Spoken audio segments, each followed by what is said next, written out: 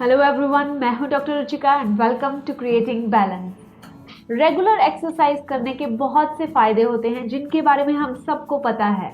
इससे blood pressure control में रहता है, टाइप 2 डायबिटीज होने का रिस्क कम होता है, हम ओबेसिटी यानी कि मोटापे से बचे रहते हैं और हमारा लंग फंक्शन इंप्रूव होता है, हमें डिप्रेशन से डील करने में हेल्प मिलती है और ये हमें प्री मैच्योर डेथ से भी बचाती है। तो हम सबको पता है कि रेगुलरली एक्सरसाइज करने के हमारे लिए बहुत से बेनिफिट्स हो सकते हैं। आज के इस वीडियो में मैं बात करूंगी कि हमें कितनी एक्सरसाइज करनी चाहिए और किस टाइप की एक्सरसाइज करनी चाहिए। वैसे तो हमें कितनी और कैसी एक्सरसाइज करनी चाहिए ये बहुत से फैक्टर्स पर डिपेंड करता है, जैसे कि हमारी एज कितनी है, हमारा जेंडर क्या है, हमारा करंट हेल्थ स्टेटस क्या है, हमें कोई मेडिकल कंडीशन है या नहीं, और ये इस पर भी डिपेंड करता है कि हमारे फ्यूचर हेल्थ गोल्स क्या हैं, जैसे कि हमें सिर्फ नॉर्मल वेट मेंटेन करना है या फिर हमें वेट लूज करना है। इन सब फैक्टर्स पर ये डिपेंड करता है कि हमें कितनी एक्सरसाइज करनी चाहिए और किस टाइप की एक्सरसाइज करनी चाहिए। पर आज का ये वीडियो है इस बारे में कि एक नॉर्मल जो हेल्दी एडल्ट है जिसका एक नॉर्मल वेट है पर वो उस वेट को मेंटेन करना चाहता है और लॉन्ग टर्म में किसी भी होने वाले डिजीज को अवॉइड करना चाहता है, उसे कितनी एक्सरसाइज और कैसी एक्सरसाइज करनी चाहिए। तो आज का ये वीडियो है हेल्दी एडल्ट्स के लिए जिन्हें कोई मेडिकल कंडीशन नहीं है, उन्हें रेगुलरली कितनी एक्सरसाइज करनी चाहिए। तो चलिए शुरू करते हैं वीडियो।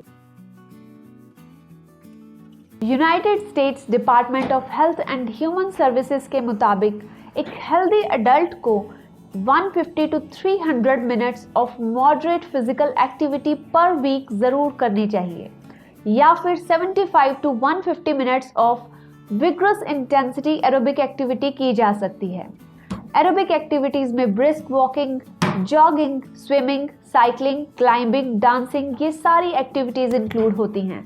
आप अपने इंटरेस्ट के अकॉर्डिंगली अपनी एक्टिविटी चूज कर सकते हैं और फिर रिक्वायर्ड अमाउंट ऑफ एक्टिविटी आपको पर वीक करनी होती है। ये जो एरोबिक एक्टिविटीज हैं इनसे हमारी कार्डियो रेस्पिरेटरी फंक्शन इंप्रूव होता है, मतलब हमारी हार्ट हेल्थ इंप्रूव होती है और हमारा लंग फंक्शन भी इंप्रूव होता है। हेल्थ एंड ह्यूमन सर्विसेज के मुताबिक कार्डियो और एरोबिक एक्सरसाइजेज के साथ साथ हमें अपने एक्सरसाइज रूटीन में स्ट्रेंथ ट्रेनिंग को भी जरूर इंक्लूड करना चाहिए।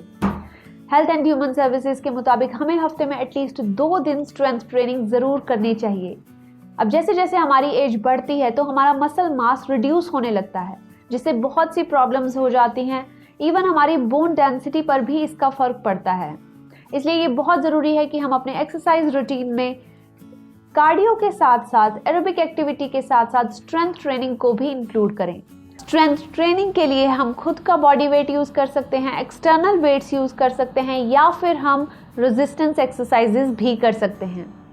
एरोबिक एक्सरसाइजेज और स्ट्रेंथ ट्रेनिंग एक्सरसाइजेज के साथ साथ एक और बहुत ही इम्पॉर्टेंट एस्पेक्ट है एक्सरसाइज का, जो कि है बैलेंसिंग और स्ट्रेचिंग एक्सरसाइजेज जैसे योगा।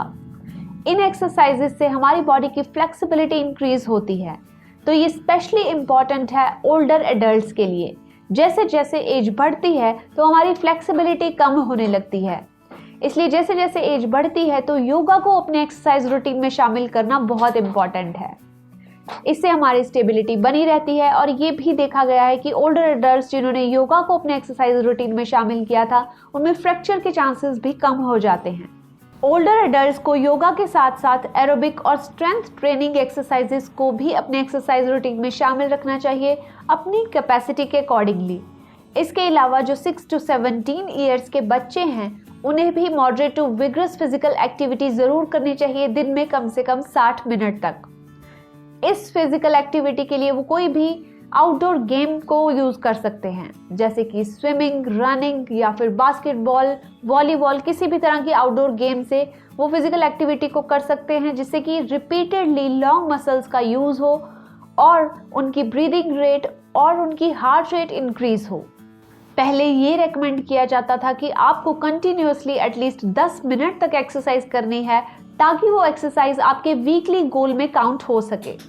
पर 2018 में इन गाइडलाइंस को रिवाइज किया गया और नई गाइडलाइंस के मुताबिक आप चाहे किसी भी टाइम इंटरवल के लिए एक्सरसाइज करते हैं, चाहे वो 1 मिनट हो, 2 मिनट हो, 5 मिनट हो, जितने भी टाइम इंटरवल के लिए आप एक्सरसाइज करेंगे वो आपके वीकली एक्सरसाइज गोल में काउंट हो सकती है। अब हो सकता है कि ये स्टेप इसलिए लिया गया हो ताकि लोगों को डिस्करेज होने से बचाया जा सके, ताकि अगर कोई 10 मिनट तक कंटिन्यूसली एक्सरसाइज नहीं कर पा रहा तो वो डिस्करेज होकर एक्सरसाइज को अवॉइड करना ना शुरू कर दे। तो आप किसी भी इंक्रीमेंट में एक्सरसाइज करें वो आपके वीकली गोल में काउंट हो जाएगी, पर फिर भी कोशिश करें कि आप कंटिन्यूसली 10 मिनट्स तक एक्सरसाइज ज़रूर करें। ऑप्टिमम हेल्थ के लिए और लीन मसल मास को बनाए रखने के लिए कार्डियो और स्ट्रेंथ ट्रेनिंग एक्सरसाइजेस का बैलेंस बनाए रखना बहुत ज़रूरी है। एक्सेस में सिर्फ कार्डियो एक्सरसाइजेस करने से हमारे मसल मास का लॉस होता है, इसलिए कार्डियो के साथ साथ स्ट्रेंथ ट्रेनिंग एक्सरसाइजेस को इंक्लूड करना भी बहुत ज़रूरी है। पर स्ट्रेंथ ट्रेनिंग के एक्सरसाइजेस करते हुए हमें कुछ चीज़ों का ध्यान रखना होता है, जिसमें सबसे पहले तो है मसल्स को रिपेयर के लिए प्रॉपर टाइम देना, क्योंकि जब भी हम मसल्स की एक्सरसाइज करते हैं या उसका एक्सेसिव यूज़ करते हैं उससे मसल्स में कुछ वेयर एंड टेयर हो जाता है, जिससे कि मसल्स में हमें रिपेयर के लिए टाइम देना बहुत ज़रूरी बन जाता है। इसलिए ये बहुत ज़रूरी है कि सेम सेट ऑफ मसल्स को दोबारा से ट्रेन करने से पहले हम उसे कम से कम 24 टू 48 आवर्स का गैप उसमें ज़रूर दें, ताकि वो मसल जो हैं वो प्रॉपरली अपने आप को रिपेयर कर पाएँ। इसलिए रिपेयर का टाइम देना बहुत ज़रूरी है। और दूसरी चीज़ जिसका हमें ध्यान रखना होता है वो होता है हमारी डाइट। हमें डाइट भी हेल्दी लेनी पड़ती है साथ में, ताकि हमारे मसल्स जो हैं उनको रिपेयर करने में और हेल्प मिले। इसके लिए हम एक्सरसाइज या स्ट्रेंथ ट्रेनिंग के बाद हम कोई भी प्रोटीन का सोर्स ले सकते हैं, जिससे कि हमारे मसल्स की स्ट्रेंथ बढ़ती है और उन्हें रिपेयर करने में भी हेल्प होती है। अब आपको कितनी एक्सरसाइज करनी चाहिए, इसके लिए आपको एक तो अपने करंट हेल्थ स्टेटस को ध्यान में रखना होता है और दूसरा अपने फ्यूचर हेल्थ गोल्स को ध्यान में रखना होता है। पर हमेशा जब भी आप एक्सरसाइज स्टार्ट करें तो हमेशा थोड़े से ही स्टार्ट करें और फिर धीरे धीरे अपनी एक्सरसाइज को बढ़ाएं, ताकि आप डीमोटिवेट होने से बचे रहें, क्योंकि शुरू में हमारा इतना स्टेमिना नहीं होता। अगर हमने काफ़ी लंबे टाइम से एक्सरसाइज नहीं करी है या फिर कभी भी एक्सरसाइज नहीं करी है, हम अब शुरू ही कर रहे हैं, तो अगर हम ज़्यादा एक्सरसाइज स्टार्टिंग में ही करेंगे तो हमारा स्टेमिना इतना नहीं होगा। तो ये टास्क हमारे लिए एक तरह से इम्पॉसिबल बन जाएगा, हम इसको एंजॉय नहीं करेंगे और हम डीमोटिवेट हो जाएंगे। तो इसलिए हमेशा थोड़े से स्टार्ट करें, ताकि जैसे जैसे आप अपनी एक्सरसाइज को बढ़ाएं तो आपका स्टेमिना भी साथ साथ बढ़ता जाए। आज के वीडियो में बस इतना ही। Thank you very much for watching.